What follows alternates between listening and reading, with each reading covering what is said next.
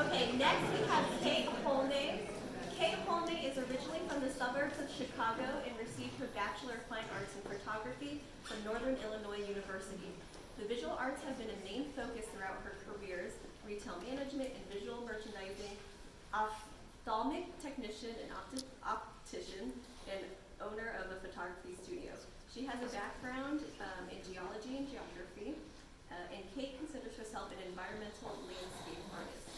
In 2018, Kate participated in the Ayatana Artist Residency, Parliament of Owls in Ottawa, Canada, where she helped band migratory birds, collect birds that had collided with buildings, and engage in the citizen science of bird counts. She was also the recipient of the College of Arts and Humanities Institute Travel Award for that year. Her work has been exhibited at the Los Angeles Center of Photography and the photo shows. Let's welcome Kate.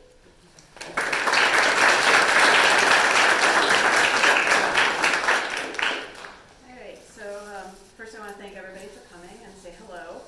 I want to talk about first how hard it was to actually write this talk, because it was incredibly hard to do.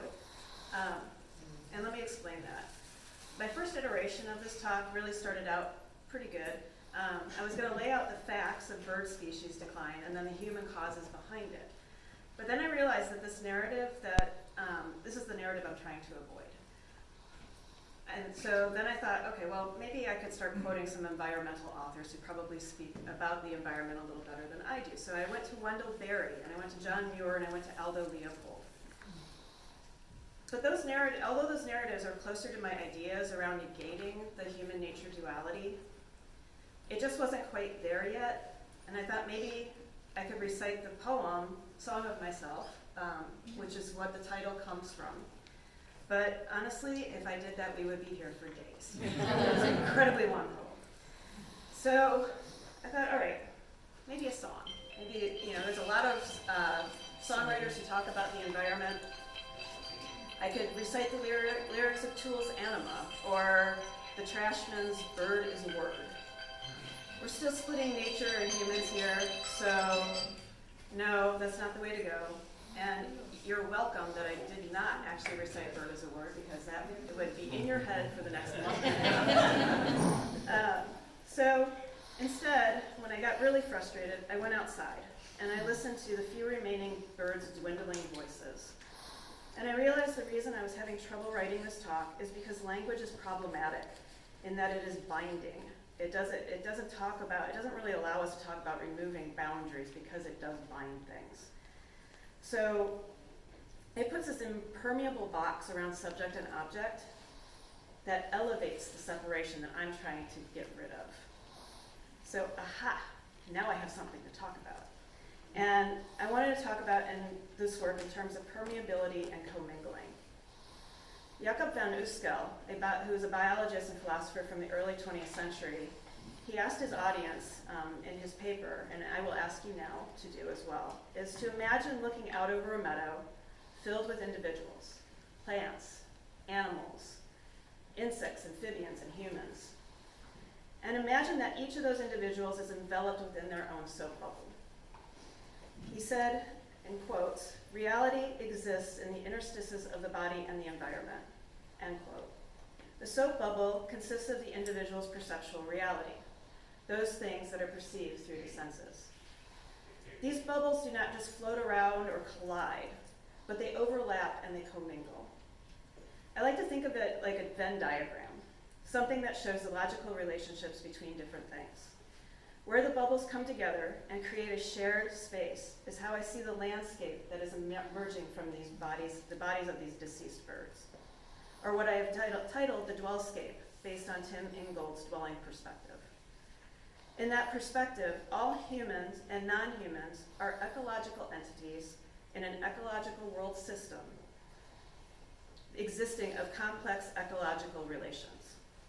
We dwell within those relations. We dwell within the world. Our actions or inactions affect every relationship we have. And if those relationships become fragmented or severed, we start to see the system collapse, a system we are part and parcel of.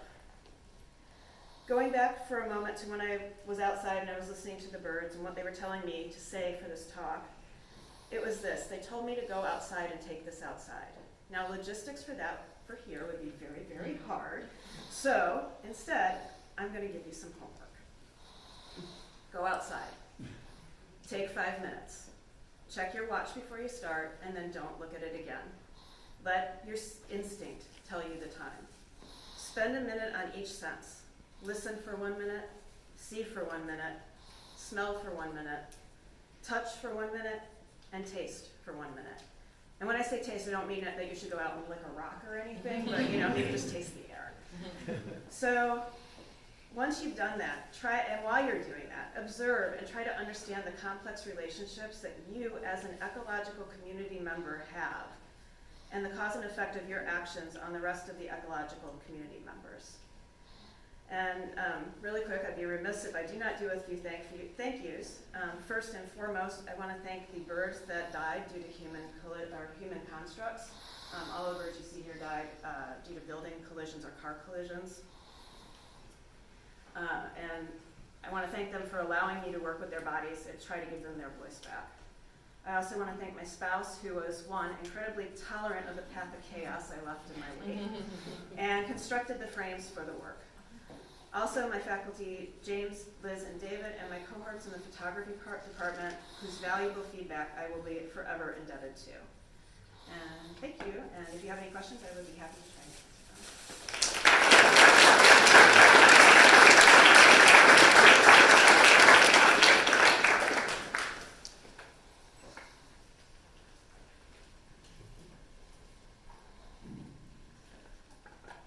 Okay, so you brought to us today a beautiful realm of literature and ecology. And how did you get started in all of that? And how did you come to where you are today? Well, I've always felt very connected to nature, ever since I was a child, more connected to the outside world than I have been to humans. Where I came to I have a background in earth sciences through my associate's degree, and I would say that it's just been a lot of reading and research and a lot of time spending outdoors and finding those connections that are there. Does that answer your question? Okay. Because weren't you impressed by the realm of what she included in her talk? I was simply operative. I don't want to destroy the magic of any of these, but could you comment a bit on the process of producing them? Sure. So I find the birds after they've been killed either by the cars or by the windows. I bring them home into the studio and I manipulate them, their bodies, and I basically dissect them with a camera into small little pieces, and then I marry those small little pieces with other parts of the landscape, and then try to put the bird back together. And then once that process is done, the birds are then, this is going to sound a little weird, but I shroud them, and then I bury them. Yeah. And give them back to the earth. It appears like a vignette. Is this a computer thing you put it back together with computer? Yes. Yeah. In some cases it's film, in some cases it's digital. I will use every tool that is available to me.